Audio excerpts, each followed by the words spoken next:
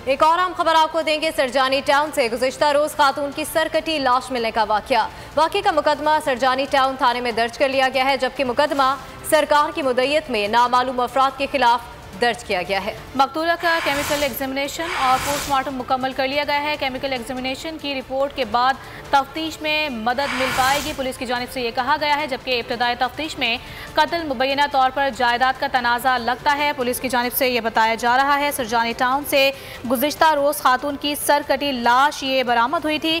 कराची का ये इलाका है सरजानी टाउन, जहाँ पर वाक़ई का मुकदमा सरजानी टाउन थाने में दर्ज कर लिया गया है। मज़ीद बात करेंगे, ब्यूरो चीफ कराची शुएब बनी हमारे साथ मौजूद हैं। शुएब, बताएगा क्या मामला है, क्या वाक़या है?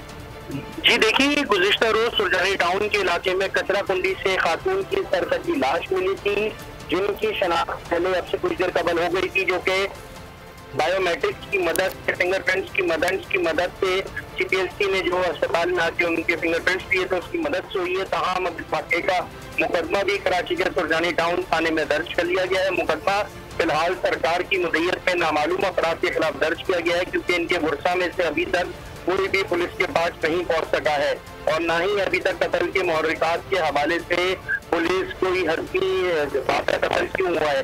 तमाम पुलिस को शुबा है कि ये मामला कोई जायदाद वगैरह का तनाज़ा हो सकता है, क्योंकि इन खातून की उम्र 53 साल है और इनके अहले खाना अभी तक पुलिस से राब्ता नहीं कर रहे, जबकि रात गए इन खातून की शनाख्त कर ली थी CPLC ने फिंगरप्रिंट्स की मदद से।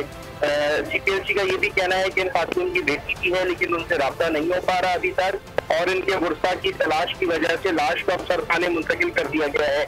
मकतूला का कैमिनेशन और पोस्टमार्टम भी किया गया है। मुकदमा दर्ज कर लिया गया है। डिप्टी ब्यूरो चीफ शुएब बनी अपडेट कर रहे थे, बहुत शुक्रिया आपका।